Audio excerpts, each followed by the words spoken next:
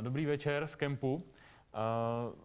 Po několikáté se potkáváme v tomto zvláštním režimu, tedy bez diváků, ale já věřím, že sedíte u svých displejů, případně u mobilů, u počítačů a sledujete nás. Vzhledem k tomu, jaká nastala v České republice situace, jsme byli nuceni přejít do online režimu, to znamená, že pro vás připravujeme zvláštní přednášky, které je možné takhle uspořádat. Pořád tady máme zahraniční hosty. Snažíme se vám zpřístupnit, já tady už vidím paní profesorku, takže mě rozesmálo to, co tam dělá, tak se omlouvám. Snažíme se vám pořád zpřístupňovat ten obsah kempu. Otevřeli jsme novou webovou stránku CAMPUJ.ONLINE. Vy tam najdete veškerý program, který připravujeme, už teď jsme tam zveřejnili ten dubnový a můžete tam najít i dodatkový obsah k tomu, co tady v kempu vidíte. To znamená, že se snažíme doplňovat přednášky dalšími fotografiemi, odkazy a tak dále. A taky saháme občas do archivu, například teď už tam najdete fotografie původního veletržního paláce. Najdete tam taky informace o předchozí přednášce, která byla s Korem Wagenárem o architektuře a zdraví. Bavili jsme se o tom, jak architektura a urbanismus ovlivňuje to, jak se ve městě máme, i kolika let se například dožíváme. Bavili jsme se o tom, jak se například rozvíjel Amsterdam do 18. století a jak se potom začal zlepšovat a měnit k lepšímu. Taky tam najdete úplnou novinku. Tu jsme tam přidali dneska. Je to aplikace, která se věnuje pohybu Pražanů z práce a do práce během právě té situace, během epidemie viru COVID-19.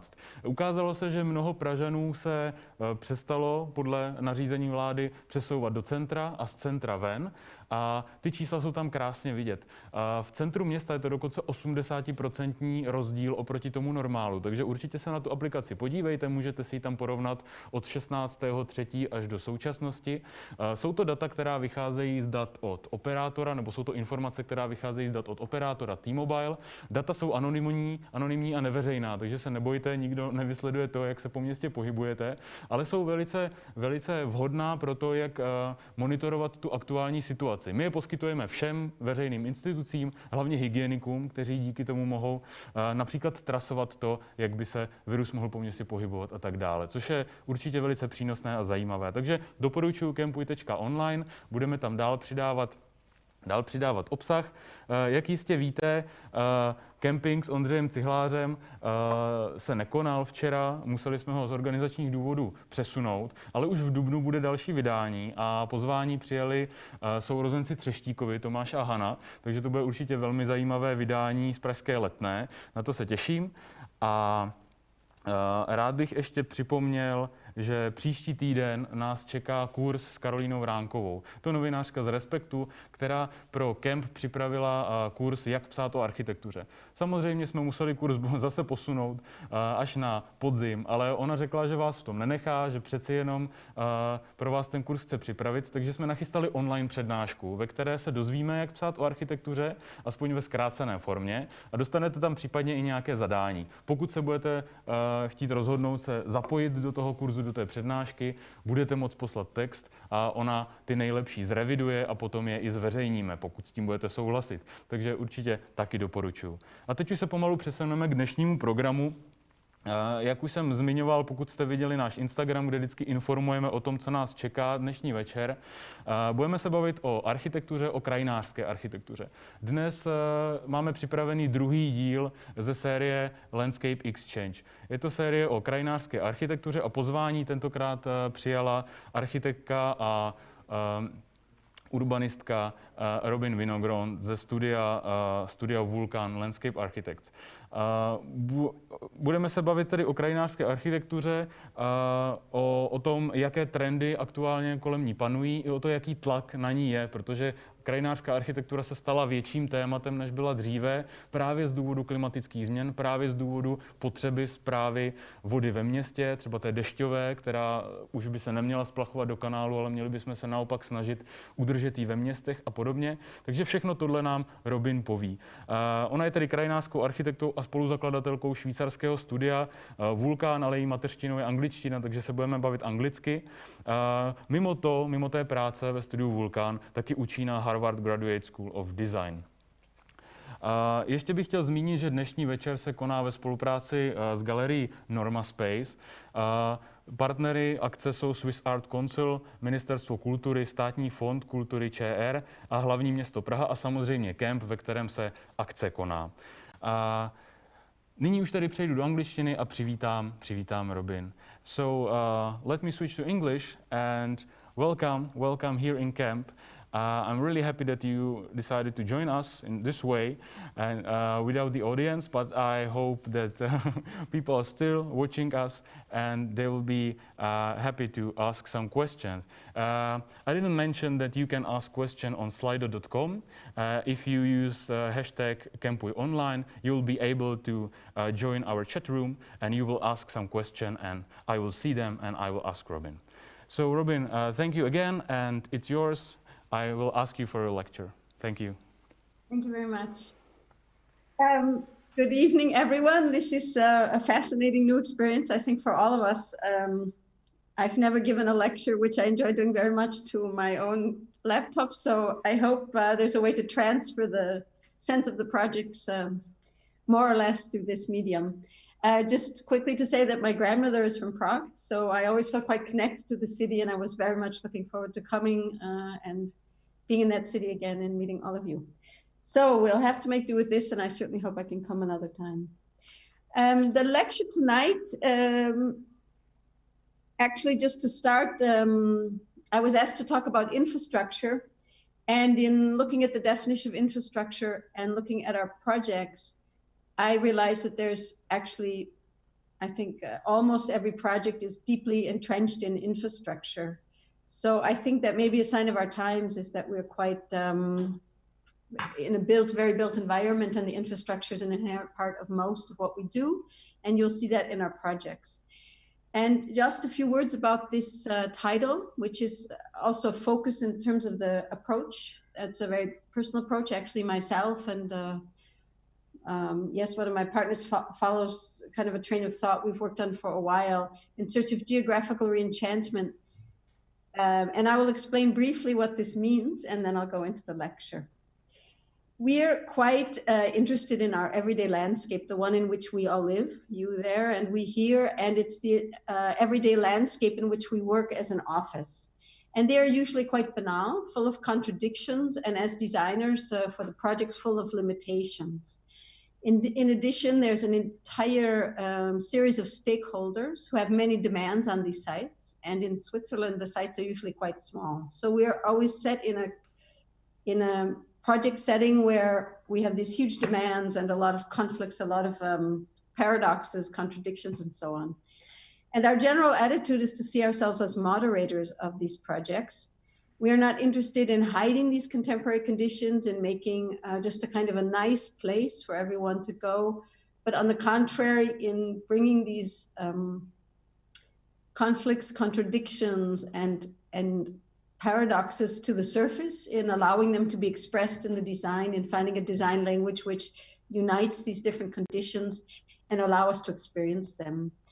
Because I guess the basis of this title you're looking at, and you see quite nicely in the image behind the title, our everyday landscapes are becoming more and more sterilized. They're becoming more and more standardized, and they're losing the ability to enchant us as people, to move us. So in addition to looking for an expression for these very complex conditions, we are also quite interested in making places which have a contemporary ability to move us and to give the landscape a voice. And I guess if one could sum up a bit our office, it would be to say that we are always riding on the cusp between pragmatism and poetics. And we are quite interested in imminently pragmatic solutions, but that have the ability to be poetic and to move us. So that being said, I will move into the lecture. Switzerland, where are we? We're working both in Switzerland and Germany, in fact, but we have our main office in Zurich. Most of us are in Zurich, and this is the image I was just describing, where you see the landscape in its more singular, unique way of the past, and how it becomes more and more standardized through laws, through large landowners, through all the conditions we have even in the urban settings, which become more and more sterile. And there's a well-known German photographer named Thomas Struth who actually made this the content of a series of his photos. This is a series taken outside of Zurich, which he did of what we consider to be the landscape. And of course, it's the agricultural landscape, and it's almost without a soul. But we still convince ourselves, we feel the need to convince ourselves, I'm going for a walk in the landscape, and it's beautiful, and it's moving, and so on. And so we keep hanging on to certain imagery of our surroundings after they're long gone. And the question is, what happens when we begin to confront these everyday conditions? This is an international condition as well, sprawl. It's very, very typical in Switzerland. Sprawl is a major problem because of the mountains. You can't build on many places. And so we often find ourselves building and designing in such settings. What fascinates us is exactly this question of contradictions or understandings.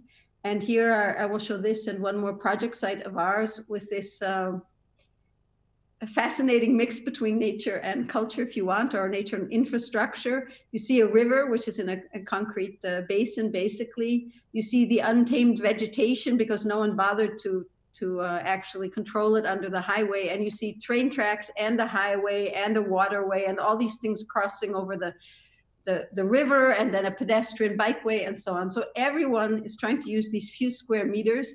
And this image, we actually love it. We actually love this place because it's completely unique and completely crazy, and such a strange mix of imagery where nature actually takes on its own particular voice in a kind of interweaving with this infrastructural language. This is another project site of ours, which I'll show in a project today. It's the airport park, which we won as an international competition. And you see here a swamp and a wetland in front of a parking house. Sorry, my English has gone to pot. I'm American, but my English is not so good anymore. A parking building, and on top of it, the huge advertising and this overlay of imagery between natural and cultural, artificial, and so on and so forth. These are words we can't even really define anymore these days. So just before I go into the projects, there's been kind of a long series of interest, strong personal interest of mine since the beginning of my studies has been the topic of atmosphere. And I quite like to read the new literature coming out. And this is an image from one of the more recent books. There's a kind of an international clique of architects basically working with the topic of atmosphere. And the editor of this book made a plea to us designers to put more atmosphere in our projects. And the reference image for this great plea was Eugène Attier, that's a famous French photographer from the 1920s in Paris. And then you have the sepia-colored photo, as if our project sites actually might look like this. But in fact, our project sites look like this. They're very boring. I mean, they're very banal, and they're just very somehow crass. And I'm sure you know it quite well from Czech Republic. And it's the question, well, how do we put poetry into our projects? So this expression, which is part of the title, is just something I came across in this book on some page. It's just mentioned in passing, but I found the term geographical reenchantment quite fascinating and appropriate to what we were trying to do in our projects. And that is in the sense of geographical site-specific, and the reenchantment meaning the ability to enchant us or to it's a reenchantment. It's not in a historical way, but in a contemporary way to find this ability of place to move us, which you can see quite nicely in this image of the German painter Gerhard Richter. What does it mean to just be in a place and have that place speak to you in these small, tiny, simple conditions, a stair and a wall and a water? Or how does a place interact with us, and what is this marriage between the inner self in us and the outer world at which we build? And how can we as landscape architects learn to think in terms of this uniting of the viewer and the place? Because that's the only way to get it to move us, is to understand this interesting connection between these two worlds, the inner world and the outer world. And so for one of the projects, which I will also show today, we began thinking up our own landscape theory or something like this. At the bottom, there's a quite common thing. I think we all know there's the physical landscape. It's the nature, which forms an underlying carpet below all of our projects. the power of raw nature, the geomorphology, what's the topography doing, what's the layer of stone doing, the wilderness, water, woods, etc. And on top of that, as we also quite well know as landscape architects, is the cultural landscape, the urban, political, social, and cultural landscape. It's planned and built by society, it's functional, and it's rational in its production of landscape.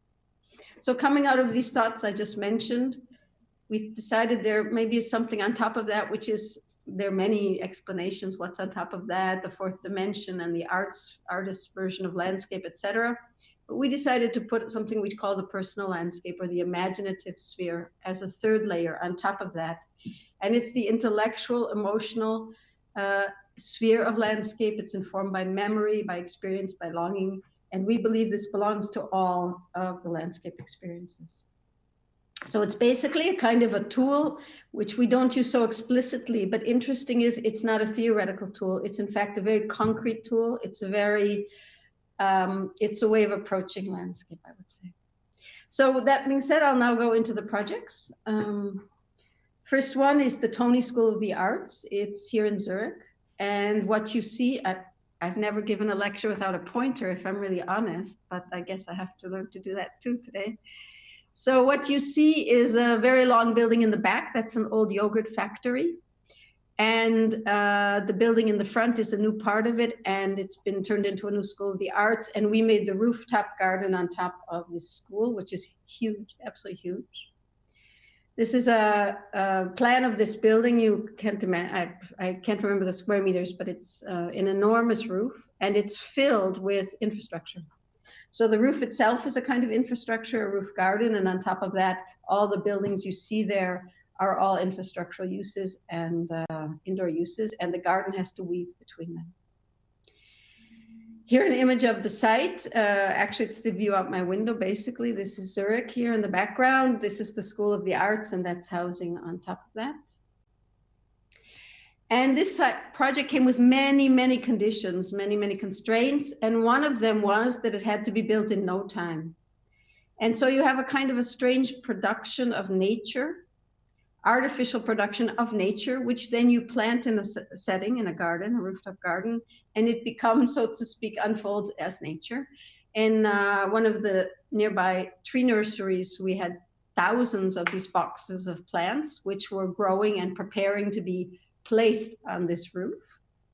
So that the day the school opened, the architects, of course, take their most beautiful pictures and say goodbye, and they're finished with the project. And then on that day, our project began to decay. The boxes were placed, as you can see, and it was the beginning of the process of growth and decay. And as the boxes, which are wooden boxes, were kept, and as the plants grow, the boxes begin to decay. The plants burst out of them. They form the soil on which the trees are planted. And nature takes over and grows and expands and becomes a kind of a wilderness, an urban wilderness, which is an unexpected language to find on the rooftop in the middle of the city. The second project is very directly related to infrastructure. It's a competition we were able to win, actually the first week of Studio Vulkan, for a sound barrier wall on the western entrance to the city of Zurich. It was actually an artist competition for artists or architects. It's about a 1 kilometer long wall, and we were allowed to use metal or glass to fill a concrete frame, which the highway authorities have determined. There's a new law in Switzerland declaring that all loud or fast streets running past housing areas have to have one of these sound barriers. And the city of Zurich put in extra money to say we would like to make an art project out of this. So we call this the poetics of infrastructure. There's the site. It's, I think, the funniest site I've ever had. It's 50 centimeters wide and 1 kilometer long. So very particular kind of landscape, let's say a paper thin landscape. And this is the view of the street. Talk about everyday banal landscapes, offices, a bit of housing, parking lots, and so on and so forth. And so we had the idea to work with glass, and glass has a very particular property. It's something I've been working with since my studies in landscape architecture. I'm very interested in glass and water as materials which don't have visual properties of their own, but in fact take the visual properties of their surroundings. And this allows us to have a very a fascination, something like staring at fire or staring at the surface of water, a fascination for these materials because they never remain the same. They change with their surroundings. So we were looking at etched glass, which I'd actually used in my master's thesis, and looking at various degrees of etching this glass so that it would make a very rich reading of its surroundings. We call this project the Screen of Happenings. It's a nice title in German. And here we are during the competition making tests, making films and so on. We're standing out there minus, I don't remember, 10 degrees or something in December, holding up these panels of glass and trying to study how this could influence the visual atmosphere. And you see this, how it's capturing the change of seasons, the autumn, the winter. On the lower right, you see a landscape hill. You see lights of traffic. You see lights of office buildings. Things moving in the wind. It's an entire series of imagery which is being abstracted and estranged from its original normality and turning it into a kind of a real-time painting. This is a wonderful quote from the most innovative musician, if we want to call him that, musician, thinker, John Cage. And we found it quite early in the competition, and I think it kind of inspired a bit the attitude. There's no such thing as an empty space or an empty time. There's always something to see, something to hear.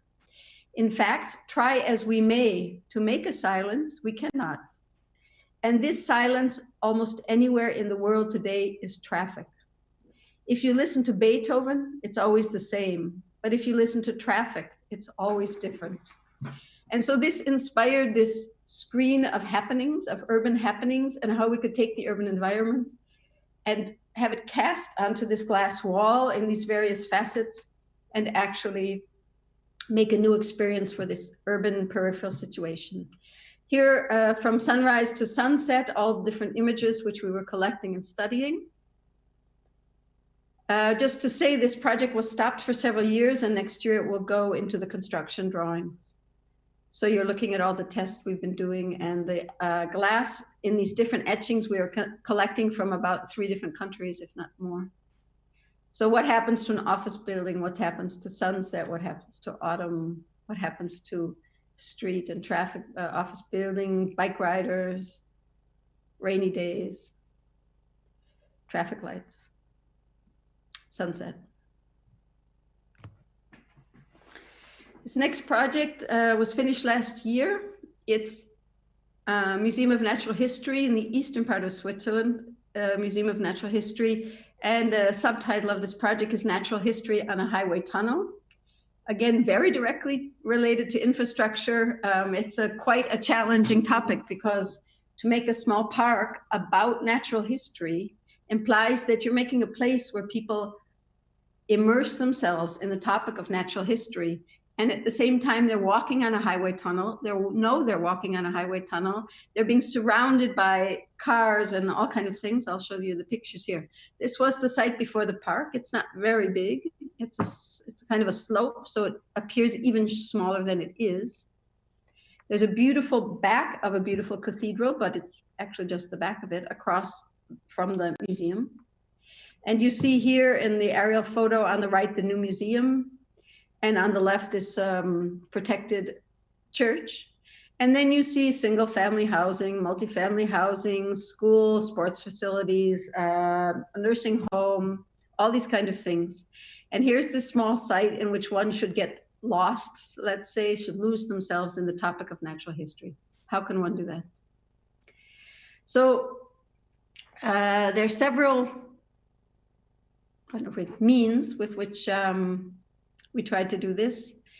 And one of them is, if you see the edges on the bottom and on the top, basically to make a more dense vegetative plantings to kind of block out this heterogeneous setting so that people have a space with which they can immerse themselves in. And the second, I'll just go back here, you see these concrete pavers. It's based on the knowledge or the landscape tool of stepping stones, garden stepping stones, which we all know quite well. But instead of making them small, like a normal garden stepping stone, they're up to 7 meters large. So actually what that does is, as you know, when you step on stepping stones through a garden, you're very cautious, you're very tenuous and a bit, like a tiger walking. And so the idea would be to set you off balance, not to make paths going from A to B where people can walk quickly and be chatting on their iPhones or something, but instead to make a place where you have to watch your feet, where you're become humble and put yourself inside of nature. And these concrete pavers become the carriers of an entire series of information about nature and artificiality. There's a beautiful expression in German. I don't know if people have German in school, but I will just say it. It doesn't translate as poetically in English. Natürliche Künstlichkeit, künstliche Natürlichkeit. It's a flipping of the words, natural artificiality and artificial naturalness. So it's a play on this double meaning and the complexity of that. And what you see here, this is just after planting, so it's in about 40 degrees in the summer, so it looks quite barren, but that's a part of the project. And what you see, for example, in the middle is an enormous quote from Darwin. Each letter is about 30 centimeters in height. And here are some kids running over these stones, and some of the stones embedded in the garden. And one of the first things, talking about this dealing with nature and culture, nature and artificiality, is, for example, the choice to use the hydrangea plant, which you see in the front, because it's not a native plant. And we tried to use almost all native plants, but not all. But we had a problem that we weren't allowed to build on top of these tunnels, the highest point of the tunnels. We weren't allowed to use anything with woody roots. And so taking the hydrangea was a trick, because you could say it's not quite a woody plant. It's kind of more like a, perennial flower. So we were able to use it on the entire site. And it's also a comment, because it's a non-native, on talking openly about the lack of naturalness in this park, because it's an artificial site. So we were dragged through the mud in the press because we didn't use only natural species. And there were people who wanted us to make a like a fake looking natural garden, the ones we all know with the little pond and the little whatever. And that's the only language that these ecologists thought we were allowed to use in this park. And we explicitly wanted to confront this and say, no, we're taking exactly the hydrangea kind of like this and say, look, let's talk openly about nature in the city today. And this woodland on the edges of the site are starting to come out now. They're just growing. These are just still, I think this year we'll have the first photos where it starts to fill in as a woodland.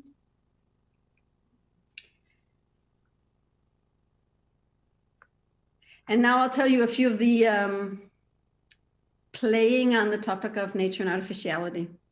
One of them is that the most common stone in the eastern part of Switzerland is called Nagelfluh, and it's basically an organic, a natural concrete.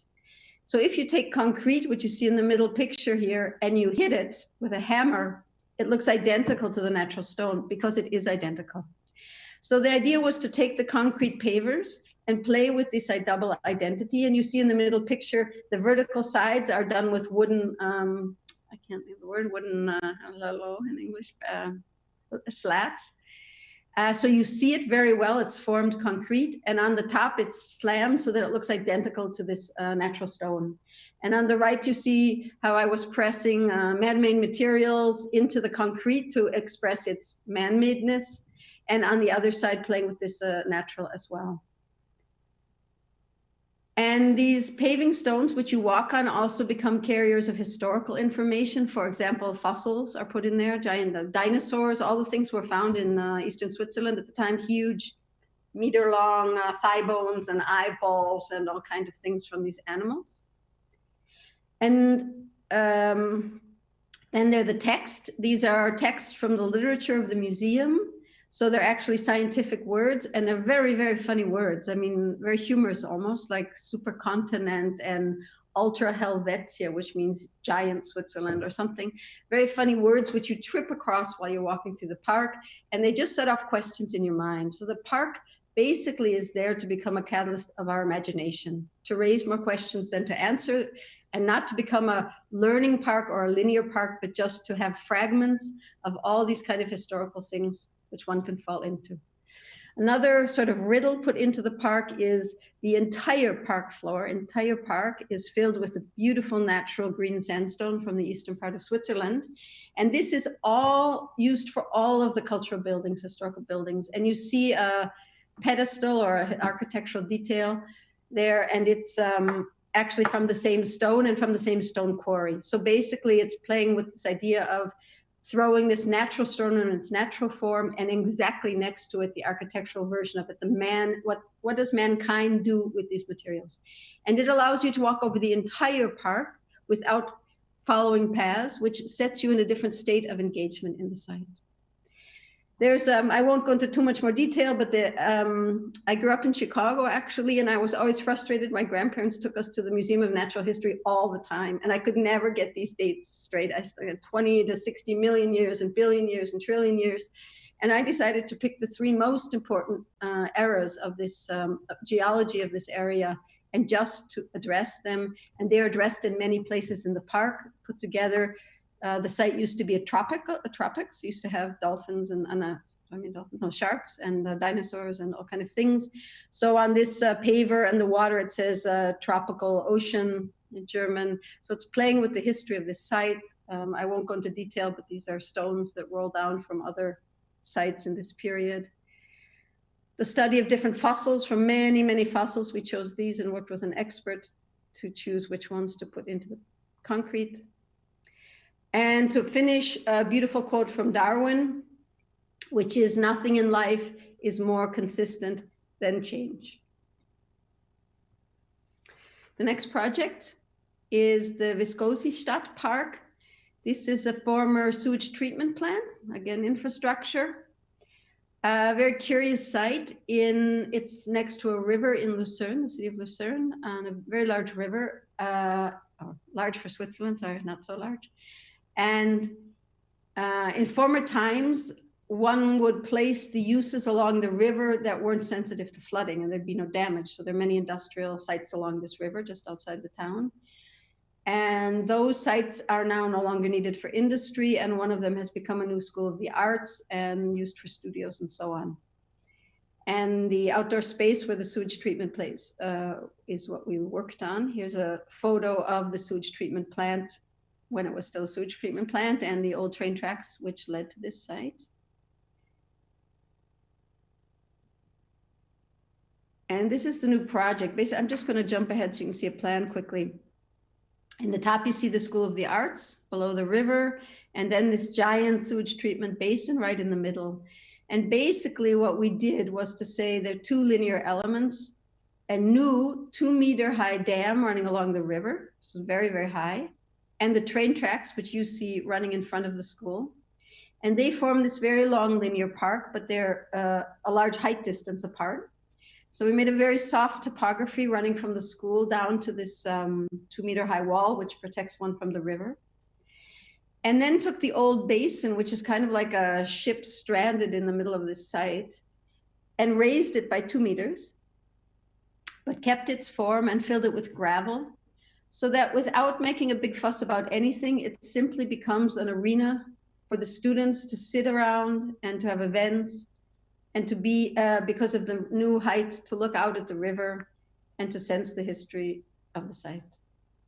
There you see it opening, the old basin opening to the river. It's allowed to flood, and the 2-meter high wall where the floods happen.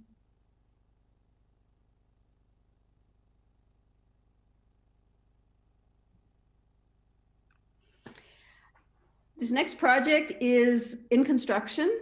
It's almost finished. We're quite proud of it. It's maybe one of the most important projects we've done. And it was an international competition for the new airport park in Zurich. It's a subtitle, again, if we want to talk about infrastructure in the sense of providing for society, it's natural preservation meets shopping mall. And this is a photo of this site as it is today. And yes, we'll still be after the site.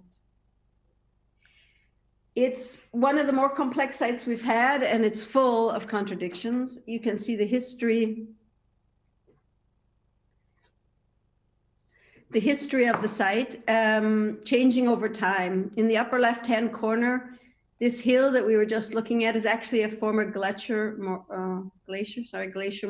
It's a glacier hill. And here it is before the Zurich airport was built. In the 50s, they built an airport for Zurich on this site, which you see to the left. And then this glacier hill thrusting itself into the middle, and a very well-known landscape architect in the 50s decided this would kind of be the garden in front of the airport. As time went on, it was needed to connect the airport with a highway. And so this highway was built, you see it there in the 70s, the highway was built leading to the airport. And on top of what this highway did actually was cut the glacier hill in two parts. So to the right of the highway, on the right side of the picture with this squiggly walking paths, you see a hill. And in the middle, which is our park, you see a kind of a fragment left over of the hill. And that's already was a natural hill. So we're talking about, again, about natural artificial relationships. So it's a glacier moraine, but the excavation from the highway, they plopped on top of this hill. So you have a natural layer, and then you have this artificial excavation layer. Then they had to compensate for the loss of nature where they cut through the highway, through. So they planted wetlands, woods, and fields on this little fragment hill and set it under natural preservation. So now we have, like a wedding cake, kind of the natural glacier moraine, the excavation from the highway, the artificially planted nature, and it's put under natural preservation. And everyone thinks, and this is what even our experts have told us, the Swiss person goes up there and thinks, this is Mother Nature pure. This is untouched nature. So we are working with this. This is a kind of a creepy investor visualization of the site, but you can understand. On the right, you see the airport. And very important, what you see between our park and the airport is a huge new city, piece of a city from the Japanese architect Rinken Yamamoto. And this is just being finished, the construction. And he took the topic of the old historic city of Zurich and made a very dense center and made this crazy thing called the circle. The building's called the circle, and the highway leading to the airport goes around it. And we are the park next to it. This is the image I showed earlier. This is one of our favorite images of the site, where you see this artificially planted nature, which is very beautiful at times, and staring out at the parking garage to the airport with this advertising, which has changed every few weeks. So this completely strange juxtaposition of imagery just crashed into one place. And the site has this absolutely strange double perception. To the left, on the very left, is a well-known historic Swiss painting of the landscape. And next to it, to the right of it, is a photo of this very strange site. And they look almost identical, in fact. And then to the right of that, another well-known Swiss painting of a forest edge. And to the right of that, a photo of the site again, looking quite similar. So it has this very painterly beauty at times, but most of the time it looks sort of like this, which is pretty banal and pretty sterile. So how does one make a park out of this? And in talking about limitations and conditions, when we got the competition brief, we weren't allowed to put in even 1 meter more paths than already exist. And we weren't allowed to really touch the woods, and we weren't allowed to touch the fields that are ecologically important, but we had to make a park. But we weren't allowed to say it was a park because the ecologists would be very upset. So the task was to try to bend the laws, to try to experiment and make a pilot project for how to use the Swiss laws, which are very, very restraining about woods and about ecological preservation there in naturally preserved territories. How can you make a park out of that? What you see on the left is the until now, until construction, existing zoning for the ecologically protected sites. And I just have to add that these woods are under strict protection as woods, but no one uses them. They're not beautiful. They're not worth anything to anybody, but they were put under protection, so you can't touch them. So we took these zones, which you see on the left, and on the right, you see the scheme of our new design. And we made a kind of a negotiation and said, look, we'll keep that part if you'll let us add that, and you can keep that if you'll let us add that, and so on and so forth. And what you see particularly, for example, just one law, and then I'll go on to the design, we were able to open up some of the woods, but there's a particular law called open woods, and it has many, many limitations. So we had to invent a new word to make a new category, which didn't have the limitations. So we were able to change some of the woods to have more qualities.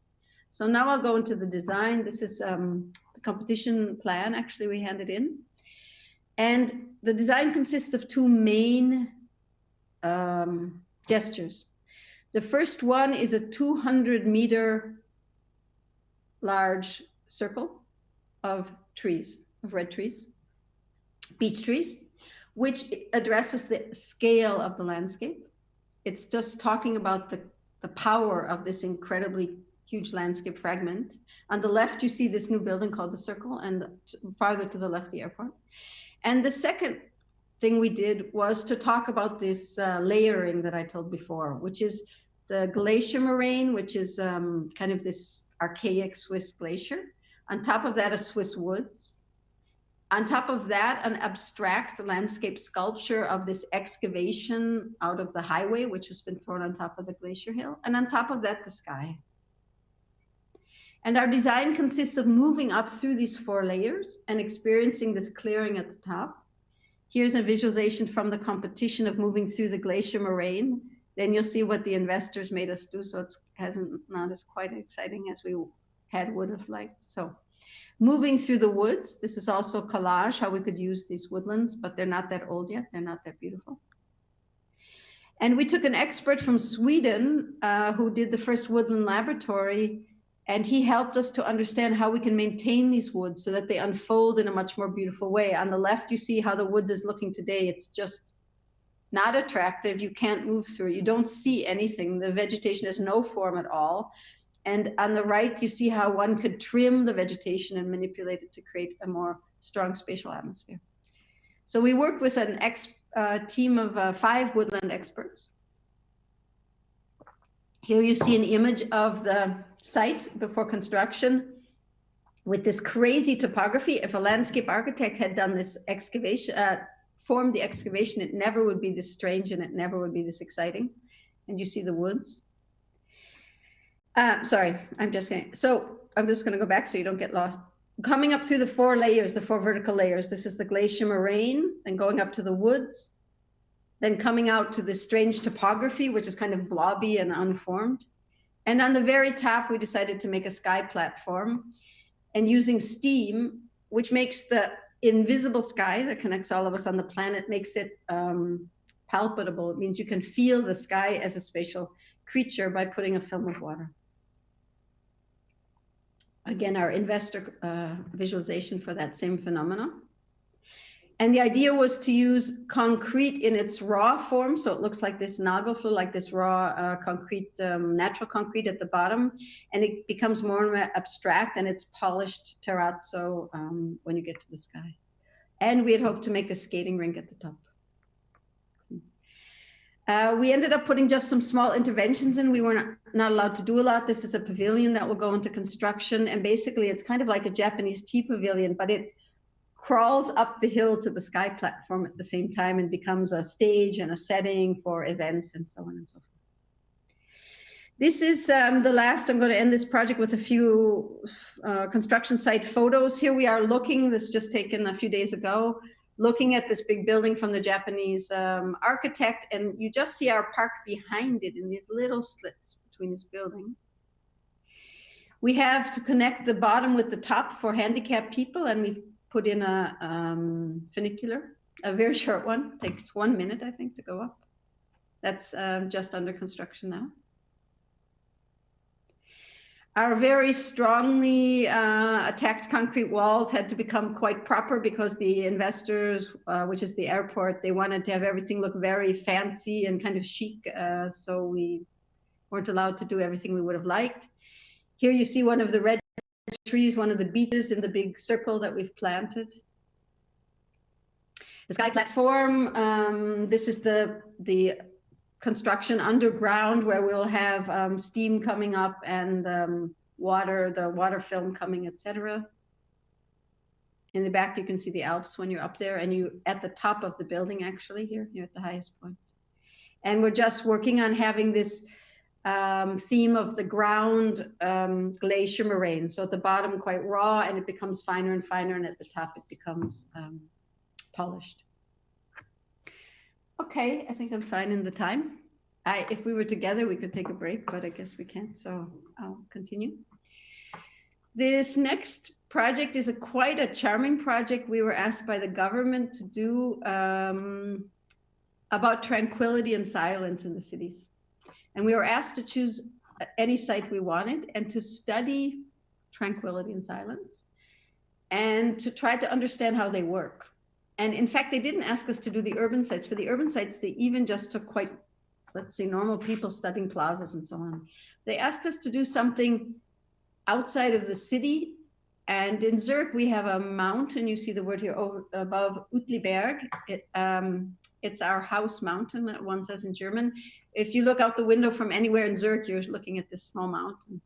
So we decided that's a fascinating site to take because it stands for the landscape, but it's in the middle of the city, and people go there to have tranquility. So this is a lovely quote. Silence, I discover, is something that you can actually hear. That could just as well be from John Cage, in fact. He's very interested in sound and silence as sound and all the things one hears when one is trying to hear silence. It's all in German, and I will just tell you the basic ideas. I've heard that one of the logics behind doing this lecture series is also about discussing with the politicians and with the communities about what are their potentials to use landscape as a means for working with urban structure, with quality of life in the cities and so on. So I thought it's interesting to show the process of this study, the questions we asked and where we were able to get to. This question, the big question in the middle is, what role does landscape play in tranquility? The word in German is Ruhe, and Ruhe in German means many, many things. In English, we have a few more words. It means tranquility, but also silence, also calm. It means all those kind of things. So 3 teams were asked to do this study, and we were the only landscape architects, and it seemed an appropriate question to ask, what role does landscape play in tranquility of place?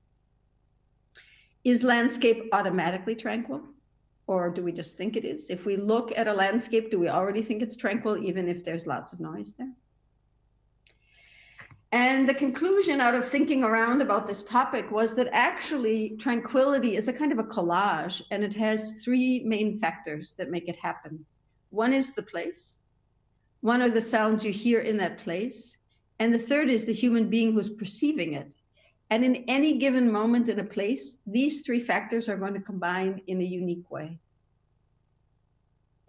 And so the goals of our project, Ziele means goals, we wanted to understand how these 3 factors interact in order to create different experiences of tranquility in the cities.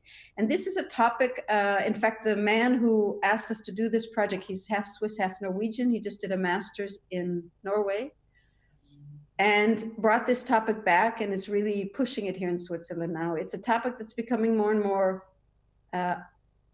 relevant to our urban planning and our urban design issues, because more and more as people, we need to search for quietness because the cities are growing, the noise is growing, we're always tuned into an iPhone or whatever. And so this issue of calming down, of calming at all, of tranquility is becoming a new issue. So this says the 3 factors in this collage: place, which aspects of place contribute to the experience of calm, which aspects of sound contribute to the experience of calm. And this was also charming. Silence is the absence of, I looked up this word Ruhe in German, calm, silence, tranquility. And it was only defined in about 10 different places with what it's not. It was never said what it is, but only what it's not. It's not having disturbing sounds, and it's not having excitement, and it's not having disturbance, and it's not having this and this. And okay, but what is it? So we asked many questions about this tranquility. How long is it? How long can it take? Does it have to be continual? How long can a noise be, or a disturbing noise, before it breaks the tranquility? How loud can silence be, or tranquility? How quiet can it be? And also came to the conclusion that in Switzerland, at least, silence and calm are very, very, very important values. So that there's been whole campaigns about not talking loud, don't talk loud in the tram, and don't talk loud in the streets, and nothing should be loud because people need their calm here. It's very important. And I can't put the film on right now, but the picture you see on the left is actually sunset on the Lake of Zurich, where everyone goes to take a walk and to feel calm. And there's a group of people from Latin America with boom boxes playing salsa music. And they were enjoying, they're staring at the mountain I've been telling you about. This is where we did the study, the hill across from the lake. It's kind of a small mountain. So they're staring at our small mountain and feeling tranquility while listening to boom boxes and having a party. And that's kind of the complexity about tranquility. How does that work between place, people, and sound? So quickly to mention this place, this is a view from our office to this mountain. And referring to this, one of the three aspects of place, what happens is a green mountain per se becomes an icon of tranquility. You stare at this hill, it's on the right, you see this hill in Zurich, right in the middle of the city. And immediately just looking at the hill, you already feel more tranquil. And sorry, I'm having a silly bar menu in the middle of my picture, so I can't read my own title. So this mountain becomes an image for this tranquility in many ways. Seeing the mountain from afar, seeing the mountain from close, and going into the mountain and walking on the trails.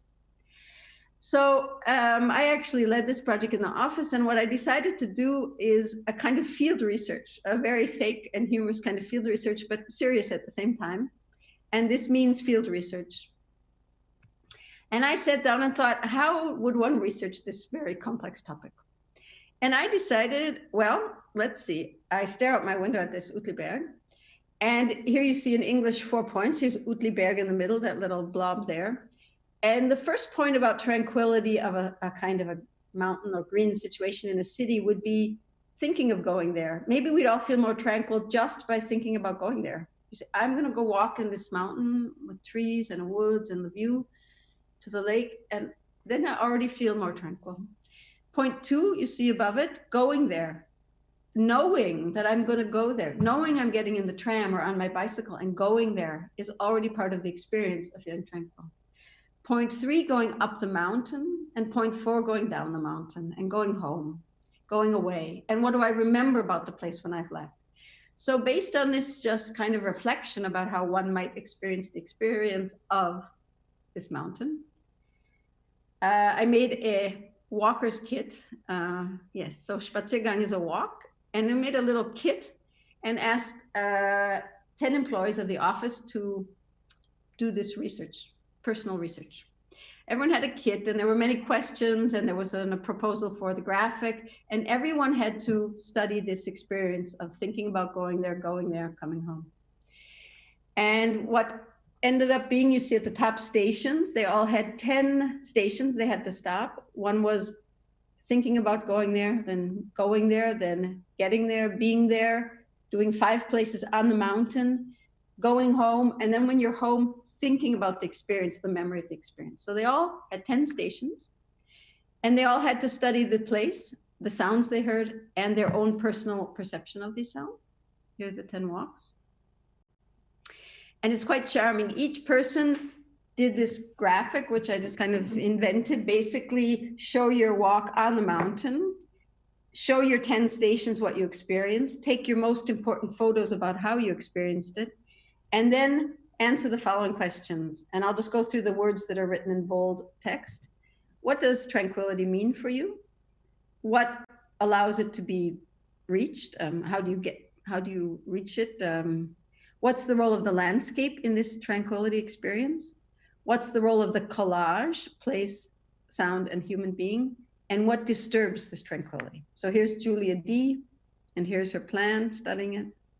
And for her, the fog was quite a central aspect. Here's Helen Y and her plans. An autumn day, sunny, completely different experience of tranquility. Stephanie T, another experience. And you see always the 10 stations. Another one. And I'll just go into a couple of the points. For example, the one person who went in the fog said, you keep getting lost in the fog. And when you get into fog, you become absorbed in your own personal bubble. So you move between perceiving the landscape and then going into a more internal state, and again, perceiving the landscape, again, going into a more internal state. So your awareness of sound keeps changing. Sometimes you're aware of sounds and sometimes you've completely forgotten. This person went at sunset and she said she was completely involved in the place and the sounds until it became dark. And then she got scared. And all of a sudden, the only thing she was worried about was to find her way out of the darkness and off the mountain. So our personal state and our personal experience of landscape affects how we experience this. And so these were these 10 experiences. And in the end, it was quite interesting to compare them. Here are the 10 stations. Here are all the different factors. And we were actually able to draw quite a lot of conclusions out of this. Here are the conclusions about place, ort. Landscape becomes a backdrop to the silence. Landscape can produce lovely sounds, which we like, the rustle of leaves and so on. It can distract you, etc. So there's the sound. We went through a whole lot of aspects of that, which sounds disturb, which sounds don't disturb. There was actually a place where you're allowed to shoot, a shooting range, about 10 days a year. And that was happening on the day that I went. So there was shooting nonstop.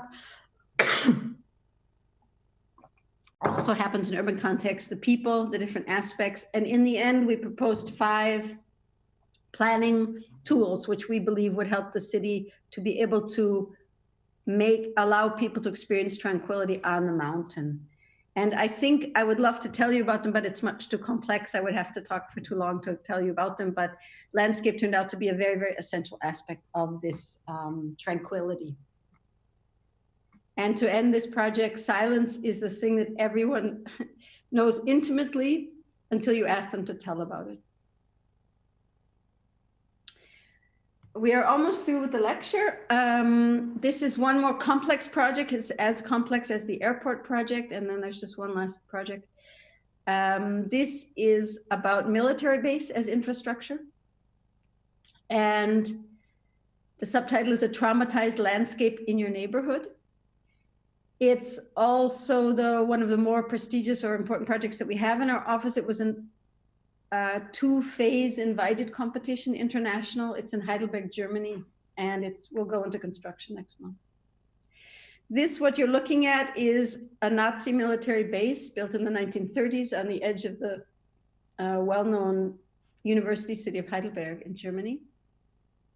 And these buildings, most of this is still present, and you'll see it in our design. After the Nazis left, the US military came in and stayed for many years and formed the site in its own way. And after the US military left, the European headquarters for the NATO came to the same site and formed it as well. So today you have these layers again of different cultural institutions. And the competition it's called The Other Park, which doesn't translate too well from German.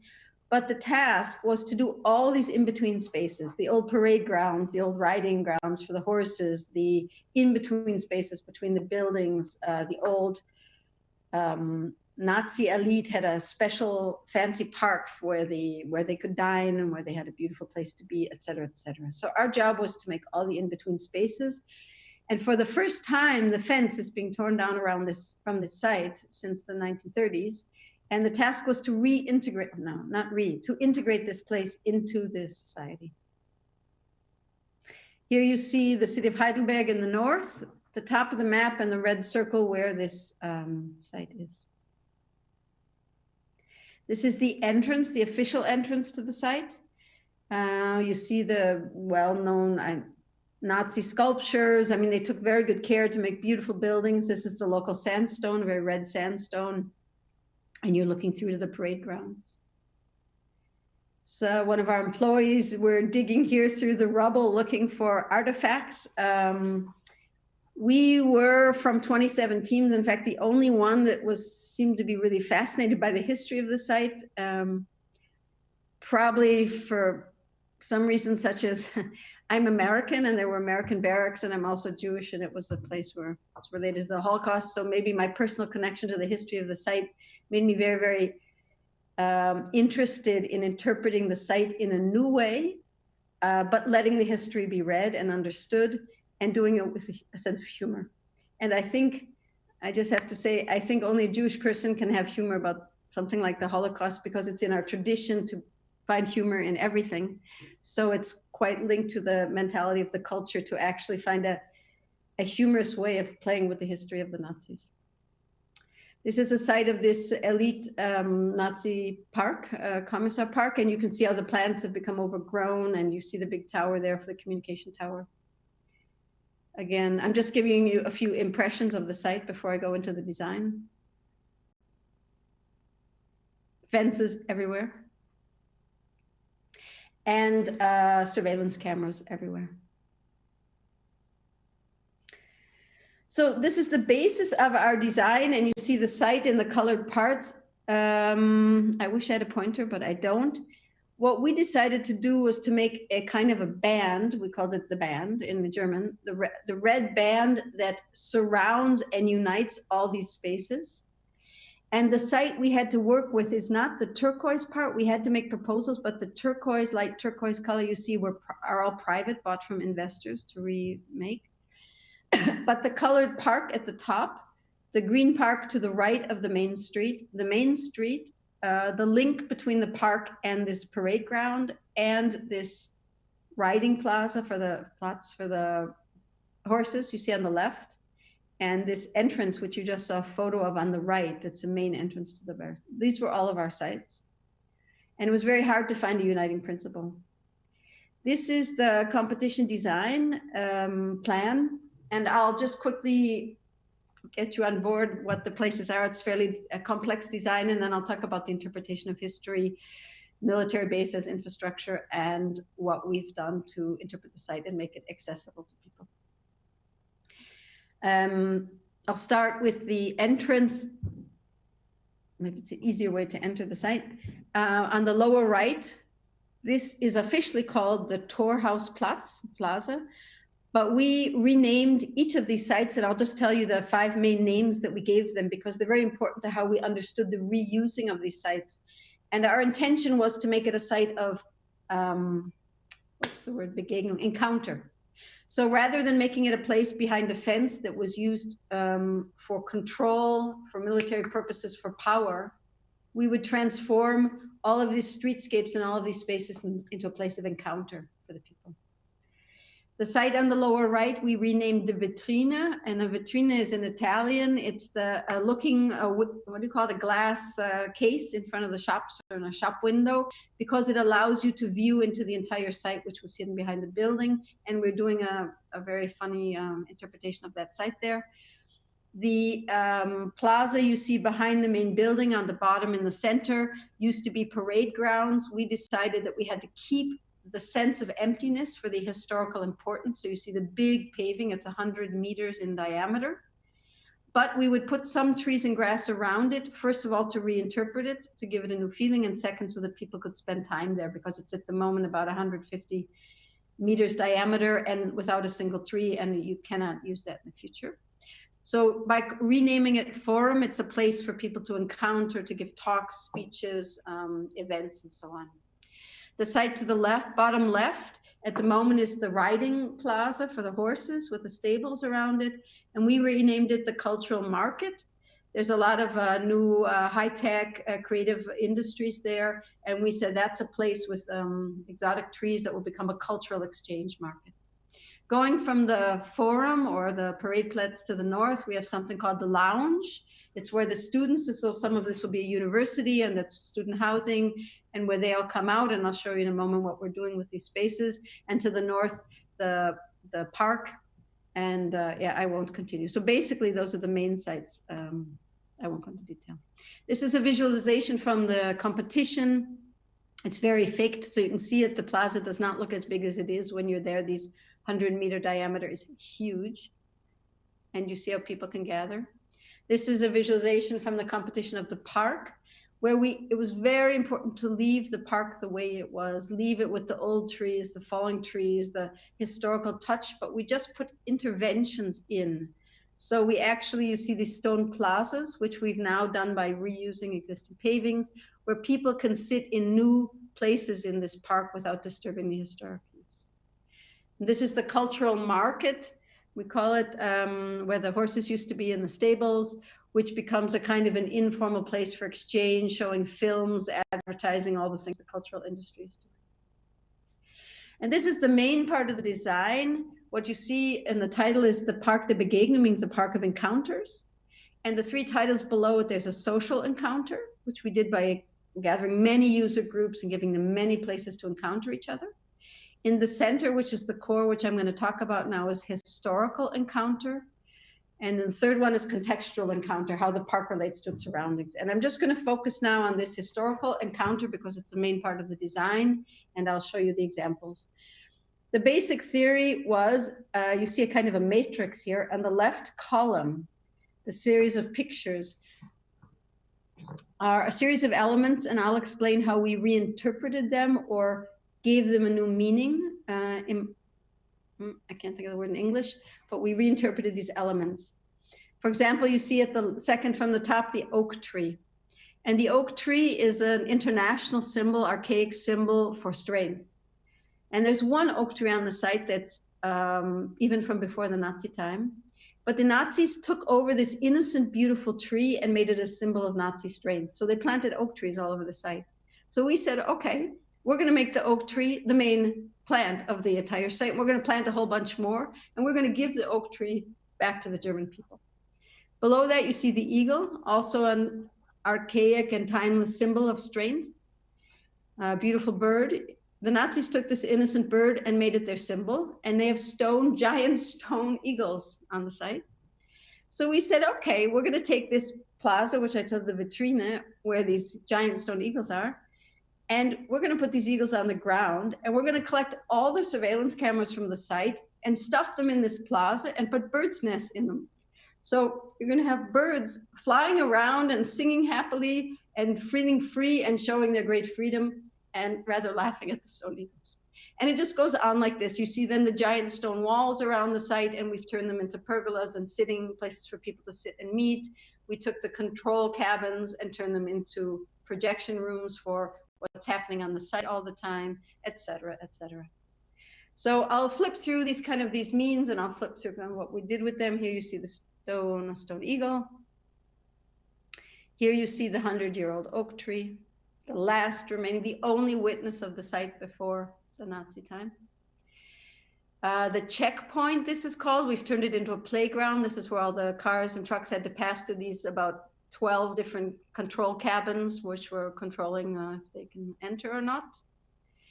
Surveillance cameras, paving, which we've reground. I'll show you in a moment what we've done with these different elements, paving, old furniture, lamps, paving again. Another image, camera, the walls with the fences, which we've turned into seating walls to unite the neighborhood with the main street. More paving. And again, just so you can get the plan, so you can kind of get oriented. There's basically in the north, the park, in the center, this forum, to the left, the cultural market, and again, to the right, this entrance plaza. So here's a visualization of the entrance plaza, the vitrine, and the collection of surveillance cameras where the birds are collected and come and sing around. And we're actually working on this project now. It's gone on and continued, and it's become a bit more complex. Here you see a model of the current state of the design. And I just decided to add a new layer to it, and that is that coming out of these cameras, we can't use them as cameras anymore. There'll be loudspeakers, and there'll be kind of whispers of the history of the site. And so I'm about to go and do a lot of interviews with and collect archive material of the Boy Scouts in German or in French and in English, all the people who've used the site before, of the sewing clubs, of the soldiers. And when you walk by, certain sounds in a very kind of strange atmospheric way will just start speaking to you, and it will almost be like the ghosts of the site there. Maybe a soldier will scream at you in German and say, "Hey, stop, what are you doing here?" A spotlight will follow you. Maybe someone will start singing some chanson music from the 40s. So you'll just move through all the periods of history as you're moving through the site, and then moving past the birds' nests, which have an ecological value as well. This is lying down at the bottom of the plan. I actually have to turn this plan around. This is the checkpoint you saw on the left. At bottom left, you see the control cabins. And so we just took this language of these radii of the trucks and cars and continued into this huge playground. So it's again transforming the meaning. It's always taking the meaning of control and power and turning it into contemporary use of encounter. So what you see are an entire series of play landscapes that just take the radius of cars as a language and spin it off into this giant play landscape. Working on the model for all these spaces, different kinds of playing landscapes. This is the lounge. It's that small space connecting the park in the north to the parade grounds or forum in the south. And here we're collecting all these strange lamps left over from the Americans and the strange furniture you saw and making it into a lounge for students. Here to one of the spaces to the right, turning the wall into a seating wall, which connects then the view to the main road driving through the site to the park on the right. That's the same site, that's the main street, and this park area to the right, which we call the common ground. And it's where people can appropriate the site and use it in the way they want. And one of the last things, we've ground up the existing paving.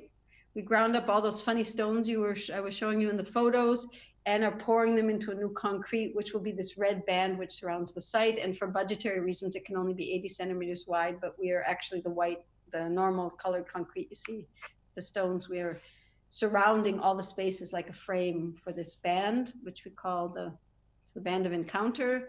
And as a completely new layer, we designed this furniture, which we call confetti, and it just breaks through the entire seriousness of the site. And these kind of seating elements, which have rubber seating, are in this band of encounter and surround all the different sites and become landscapes where people can meet. And I'll finish now with one of the more exotic projects, competitions we were able to win.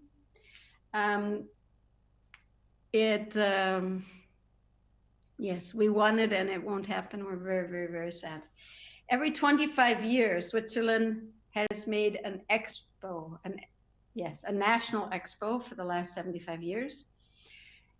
And each expo has a topic related to that era. The first one was about industrial innovation, which was very common in the 1880s and so on. The next one, I can't actually remember, was about defense. The last one was about culture and landscape, the arts. And this one was, we were asked to make living environment for people. And it was an international open competition with 80 teams in 2 rounds. And we most remarkably were able to win. We did this together with an architecture office and a writer. And it should have been realized in 2027, which is why it's called Expo 27. And the subtitle is Public Participation at the Territorial Scale. The site which was offered to the teams was the entire eastern part of Switzerland, or northeastern part of Switzerland. What you're looking at is a map of 3 states or cantons in Switzerland, a very large territory for Switzerland. And you see going from the Lake of Constance, it's called, to the north, you see the country of Germany, and to the right, you see the country of Austria. So this is the entire northeastern sector of Switzerland. And we were allowed to do anything on that site.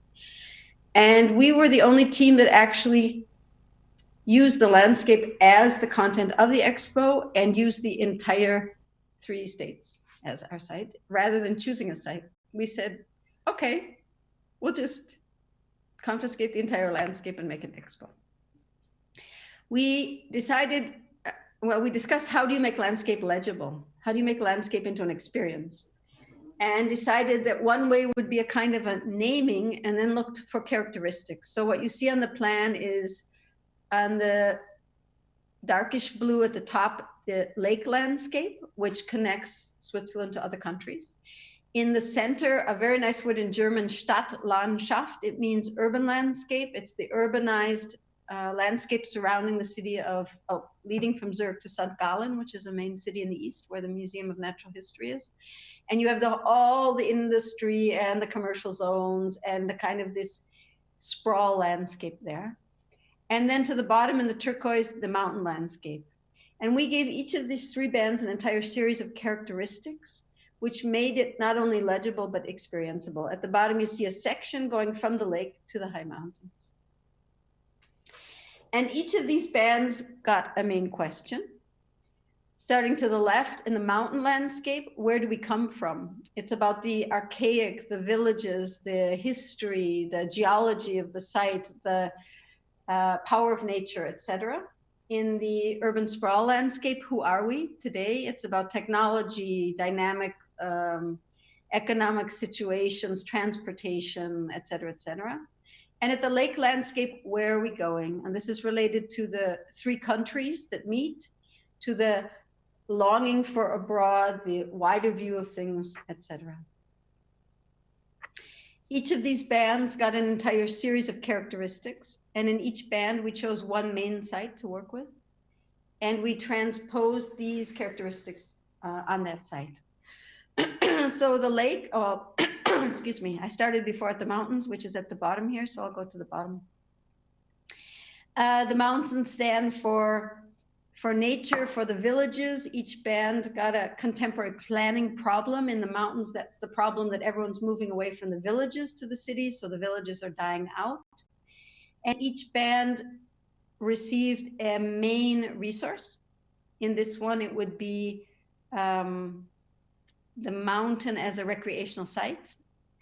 And each band received a timeless human intervention that has always been in this band and will always be in this band. So on the mountain, this became the dance floor, because this is not timeless, but for hundreds of years, Switzerland has had a tradition of putting a platform in the villages, and then all the villages around come and do dances on that platform. And it's a way of exchanging between the mountain villages. So the planning problem in the mountains was these shrinking villages or emptying villages, and we decided to use the dance floor as a means to initiate tourism and reinitiate encounter in these mountain villages. In the urban sprawl landscape called the crossing, the main element is the street, the road, as you know, from all these industrial and commercial sites. And we chose really an ugly, really banal commercial, semi-commercial urban periphery situation. And we took the street as the main element. And on the street, proposed 1 kilometer long dining tables and all kinds of means of communicating with the people that they all meet and so on. And because the main problem is your tons and tons and tons of roads are killing this landscape. And at the lake, the main resource is water, of course, and the issue of water in the future. And the main built element is the pier. And what we were trying, and then we used the pier, you see on the right, a sketch where we made many kinds of piers and all collected all kinds of boats, from rowboats to whatever, and made exhibition spaces. And what we basically were doing then on this competition, the proposal was that landscape is a huge topic in Switzerland because it's all being built up. So every day it's in the paper. How much sprawl, where can you build, where can't you build, how many roads, less roads, more roads, what can you build, how can you build, etc. But none of these people talk to each other. And you have many, many vested interests. And I'd like to close the lecture. I'll show this as just a few more slides. But the idea of these stakeholders who all demand something from the landscape, and all of them have a voice in the landscape, except one, and that's the landscape itself. And so you have the traffic planners, the ecologists, the investors, the politicians, you have the artists, you have the farmers, a huge lobby, et cetera, et cetera, et cetera. And they're all determining the face of the landscape, but they're all not talking to each other. So this idea of public participation at the territorial scale is that in all these existing structures, silos and on boats and ships and underground bunkers and farmhouses and everywhere in this huge landscape, there would be for 3 months an entire series of events, discussions, and landscape becomes both the main content of the expo, the backdrop of the expo, and an issue of contention where people start to negotiate about the future of the landscape. Each person visiting this expo from Switzerland, all parts of Switzerland, as well as abroad, would put in their interests, what interests they have in the issues of landscape. And they would then receive a personalized map, excursion map, which would show them where they could go to experience their interests and show them which trains they could take to get to their interests. And it just so happened that 300 trains were being taken out of service because they were too old just at the time of the expo, so that we proposed to turn all of these train cars into exhibition spaces themselves. And they would be reading the landscape as you move through it. There'd be interactive, digital, kind of a free flow of information of all visitors. And you'd have your treasure map, so to speak, in your hands, your personalized treasure map, and then you'd be riding on the train and maybe you'd hear an announcement, you're now moving from the Catholic to the Protestant part of Switzerland. So you'd be overlaid with mythological tellings, storytelling, facts, all kinds of things, and you're experiencing this landscape and having it read to you in real time. And with that, I'd like to close the lecture, and I hope it's been able to show something about our daily infrastructure, how Studio Vulkan is confronting these daily landscapes, and how we look for a language between pragmatism and poetics. Thank you. Thank you very much. That was amazing. I really like your focus on details. You have amazing projects. It was really, really interesting. Just short message for our audience. You had a chance to send your questions on slido.com. You are watching a lecture of Robin from Studio Vulkan, and we are talking about landscape architecture. So, Professor, I have some questions for you. The first question is that I mentioned on the beginning that you are teaching on Graduate School of Architecture on Harvard. Do you traveling between Switzerland and United States, or do you have some problems with the coronavirus now? Is the situation complicated for you? They have a beautiful course they call Option Studios. Just to quickly explain the school there, because it's quite interesting, but it's only a graduate school of design, and it's architecture, urban design, urban planning, and landscape, all for professionals.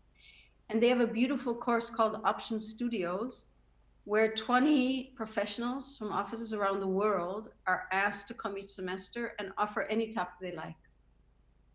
And the students can sign up interdisciplinary. So you get students from all different professions to come in this.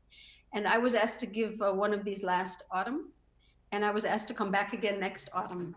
So if I'm lucky, I've just escaped the coronavirus, because otherwise it would in fact be impossible. Great, awesome, thank you. I have the question for you. I choose the first one. It's really interesting. In some way, infrastructure becomes landscape itself. What do you think about this term? And I would like to ask you from another point of view that in these days, nature becomes infrastructure, because we have to plan it, we have to put it in the middle of the cities and let it work. So how do you think about this? A very nice question. I have to say, the same thought occurred to me just today when I was just preparing the lecture. I thought, is that where we've gotten to? that nature, in fact, is a resource. And when you look up the definition of infrastructure, they talk about its resources that service society, yes, and the built environment. And I think, as this image maybe properly shows, landscape has become almost only a resource, and in that sense, one of our infrastructural elements, just like a road and anything else. And once one would begin to ponder that in more depth, it leads to probably to very, very fascinating discussions. Yeah, great. Another question, why there is a need to change, intervene, or complement nature, which itself is already complete, complex, and perfect? Yes, very good question. Well, let's say, where we live, anyone probably listening to this lecture tonight is living in an urban setting of some kind, urban or peripheral. So we are surrounded by a built environment, and we're surrounded by all the complexity and all the issues of the built environment, including noise and pollution. And the built materials don't, until now at least, change. They always stay the same. So paving stays paving, 12 months a year and 10 years long and 20 years long. Building facades stay the same every day, et cetera, et cetera. And what nature in every form, from a weed in the sidewalk to a roof garden to a shrub to whatever, a lake, all of these, to natural light even as nature, all of these are able to change minute for minute, day for day, and year for year, season for season. And this gives the human being such an amazing, it fulfills a very, very deep archaic need in us. There's a well-known American writer named Gary Snyder, and he is one of the top people, I'd say, in the discussion of a deep ecology. I guess you've heard the term now because everyone's saying deep something. And deep ecology is, I think, one of the first terms that use that word, and it's about 20, 30 years old.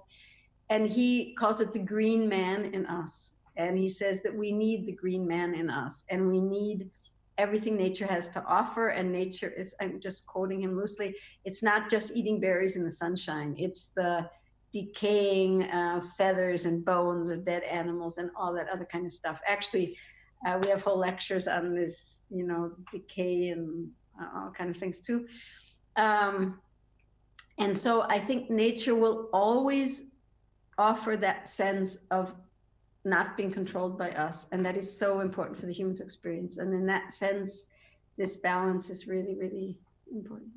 Yeah, I'm interested in the project of the Japanese architects, you know, with the near airport you showed us, because in Prague we have a highway in the middle of the city, around the National Museum. It's a big problem and big topic in Prague. And we redeveloped that space, we redesigned it, and we built a new park there, and people use it. Surprisingly, they sit on the grass in the middle of the highway, between the two highways. Do you think people, do people use the park there? You said it's not a park, but do they use the space, or will they? I probably didn't explain it quite right. It is, in fact, becoming a park. We could only work at the level of interventions and transforming these natural spaces or trading them. But it is going to become a park in September. And when this circle is in full use, it has 2 hotels, conference center. It's huge, huge, huge, huge, huge. It's basically the size of an entire city neighborhood, 8 floors high. And it will have 20,000 people a day. That's excluding the entire airport users and employees. So it's actually going to be way too many users that the space can't even carry as many users as it's going to have. And still, it has this natural appearance. So it's a very strange reality up there. And we believe there'll be many, many, many people sitting on all the walls. They're fields that they're not even allowed to walk on until the seeds come out and multiply every year. It's a very weird mix between natural preservation and incredibly intense uses. We've made up all kind of funny things like calling them yoga mats, putting different platforms. I mean, what are all the things people want to do at their lunchtime, after work, and this pavilion. The intention is that if you're just 2 people, you're sitting in this beautiful kind of tea pavilion, but if you're 50 people, it still works. And how can you make places for entire, let's say, transformation between gathering and tranquility? So the site, or like some of the hills where they're allowed to walk, using them almost like a kind of a amphitheater for concerts and so on and so forth. So the idea is you see very little, but each one of those elements can do about 50 things or 100 things, so that it can take in a lot of uses and a lot of people. But when they go away, you don't see anything anymore. And that's kind of the principle with which we've tried to operate on that place. Another question is, I think, really actual about the situation in Prague. It's about the profession of landscape architect. What do you think about the current position of landscape architect in society? I mean, your position between other professions, architects, engineers, and other. What do you think about it? What's the position of landscape architects? Question back to you, from the perspective of whom and in which context?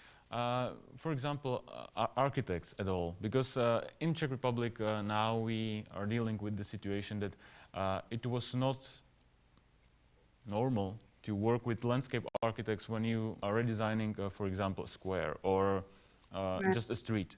But now it becomes a topic, now it becomes a thing, and we realizing that it's really normal and we need to cooperate with landscape architects if we want a livable city.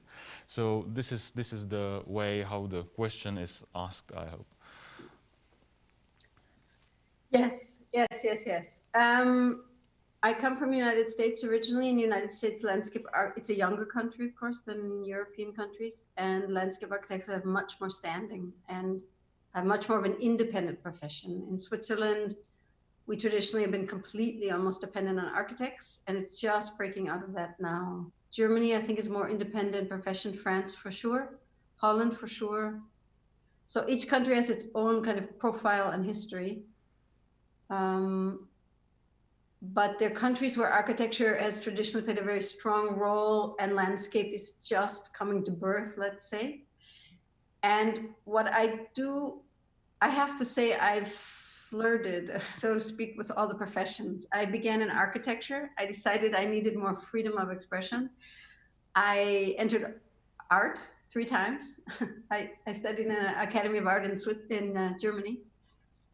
And my first profession is actually urban design. So I actually, when I work, I'm working in, I can't, that's why I did it on purpose, to be able to look from all the different perspectives. And I do believe the different professions have something to offer. When you make a city plaza, for example, architects have a stringency and a clarity, use of materials, maybe detailing, that we as landscape architects haven't focused as much on. But at the same time, landscape architects, depending on their background, and just to say we have such diverse backgrounds that there isn't a landscape architect. It's easier to say an architect and know that they're going to have a very similar studies, even if the language is a bit different. But for us, you cannot say who does what. But for example, my personal background through urban design is very much related to human life and how humans act and interact and behave in public space and designing public space.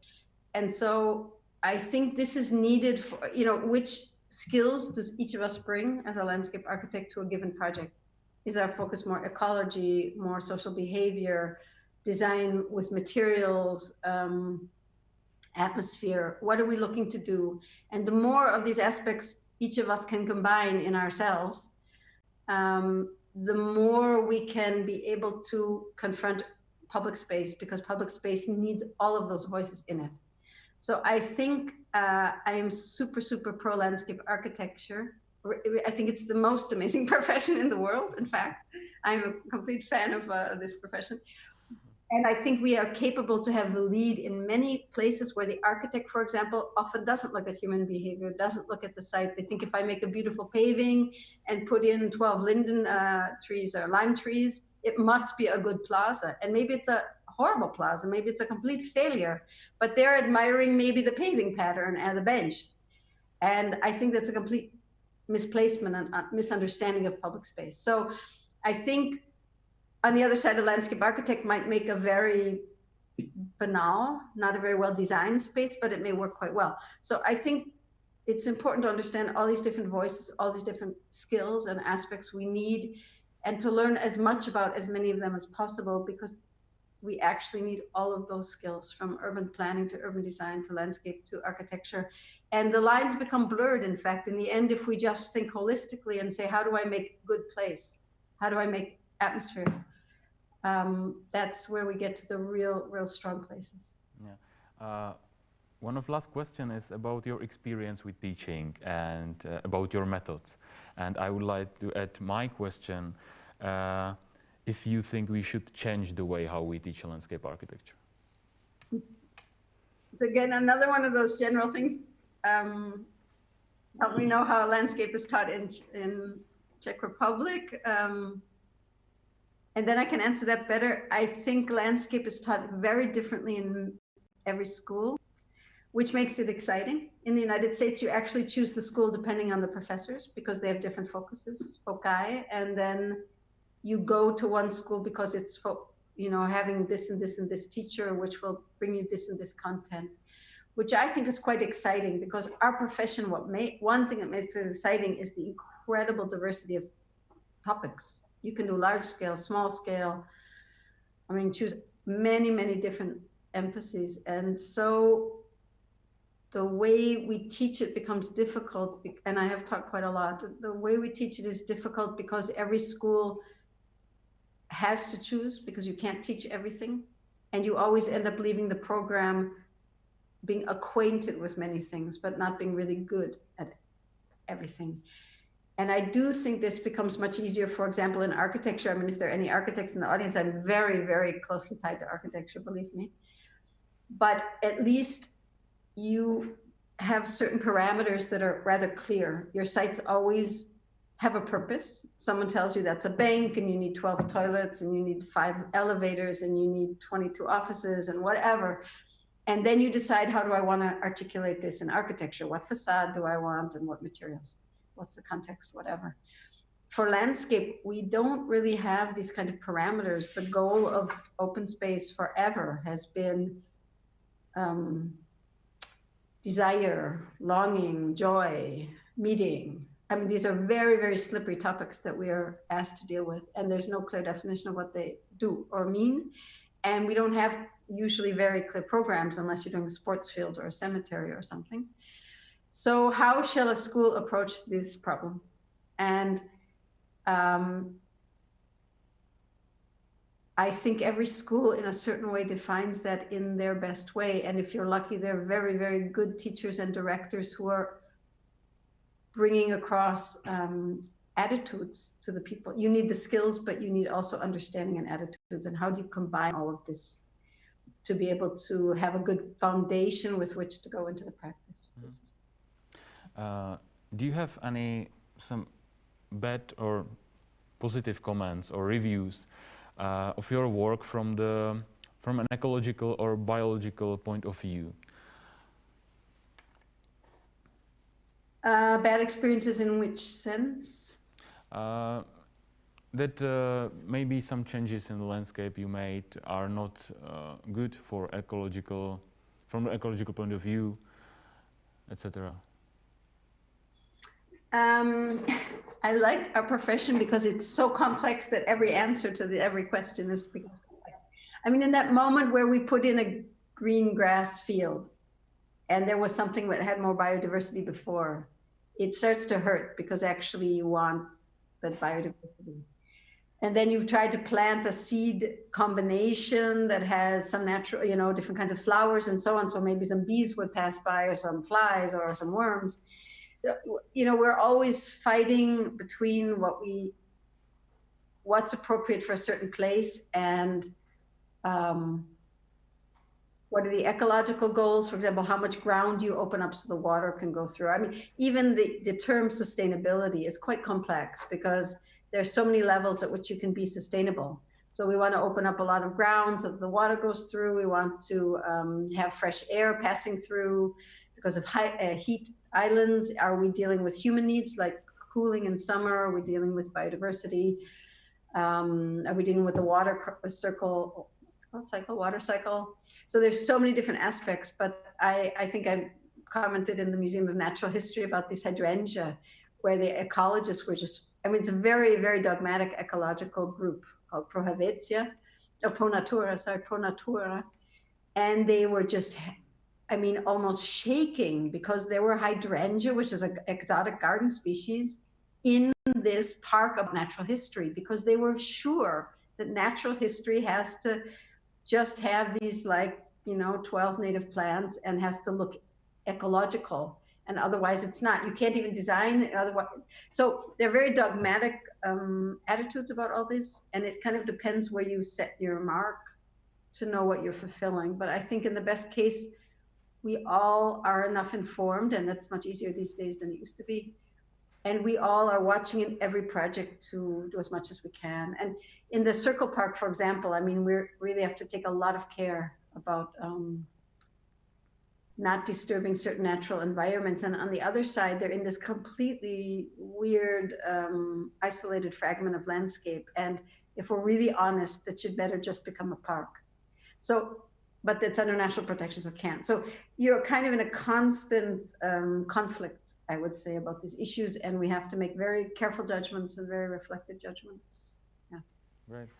Last question for you is, how do you deal with the natural change of landscape? I guess this is the thing you love about your job, that you can't plan how the spot will look in 10 years.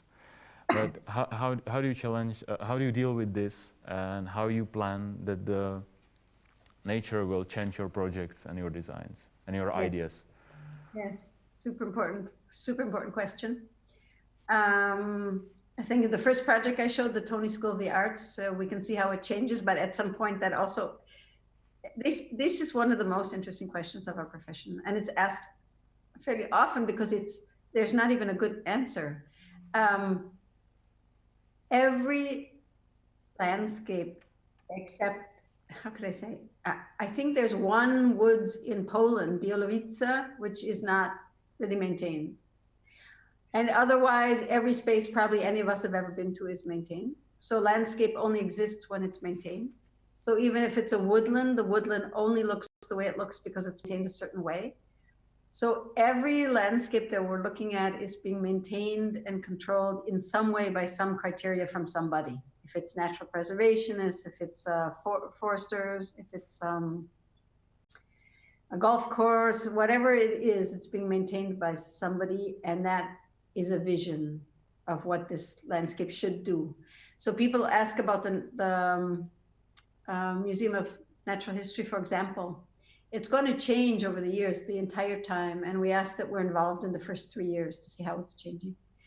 And after that, it's kind of going to become what it becomes. And then you have the competition. So maybe one plant species will die out, another will die out, and the other will take over, and it will be a weed, or it will be an exotic, and it won't be a native. And then somebody has to have their foot in there saying, where's this journey going? And that's true of every single landscape. So we're quite interested in transformation, but we used to kind of have this more idealistic thing. Nature transforms, and then the landscape architect or the designer kind of suffocates this natural development to the will of their beauty design. And now we understand, because we've worked now with a lot of foresters and ecologists, for example, for the park, and we've come to understand that all of these landscapes are maintained. And the question is, who's doing it, with which criteria? And in the best case, and that's why the focus of this lecture tonight about experience, in the best case, the experience in the atmosphere are equal criteria to the ecological or uses and so on. Great. Thank you very much, Professor, for joining us for your lecture. It was really amazing. I'm really happy that you showed us your amazing project. It was an honor for me to talk to you, and have a good night. Thank you. Good night to all of you. Thanks for listening, and I hope to see you in Prague sometime. Great. Goodbye. To byla profesorka Robin Winogrond ze studia Vulkan Landschaftsarchitektur. Pokud chcete vidět záznam, můžete se ho pustit hned teďka na Facebooku, hned po skončení živého přenosu. nebo si ho můžete pustit během několika dní na YouTube, tam ho uvidíte i v lepší kvalitě. Na CAMPUJ.ONLINE už teďka můžete najít program dalších akcí. Je tam online přednáška, jak psát o architektuře s Karolínou Vránkovou. To je taková alternativa za to, že jsme museli posunout náš kurz o psaní o architektuře, který ona právě vede. Posunuli jsme ho na září, takže pokud jste se nestihli přihlásit, možná se tam nějaké místo potom uvolní, případně můžeme vypsat další termín, uvidíme. Taky se setkáme nad vodou, Rethink Architecture, je další cyklus přednášek, který zde v kempu uvádíme. Tentokrát bude tématem voda. My už jsme se tady bavili o udržitelné architektuře, o přírodě ve městě. Tam jsme se bavili hodně o tom, jak stromy a příroda jsou součástí architektury a zda architektura se nestrácí trošku pod tím přívalem přírody, který se teďka snažíme do ní vnést. Zjistili jsme, že ne, že je to potřeba a že se akorát musíme naučit, jak to formovat. Takže tentokrát bude tématem voda. Bude to jak dešťová voda, tak správa vody v domech a její šetření a tak dále. Takže na to vás určitě zvu. Zmiňoval jsem i kemping se sourozenci Třeštíkovými, což bude určitě velice zajímavé a zábavné. Takže uvidíme se příští týden u dalšího programu. Dneska se s vámi loučím, mějte se krásně a buďte na sebe hodní.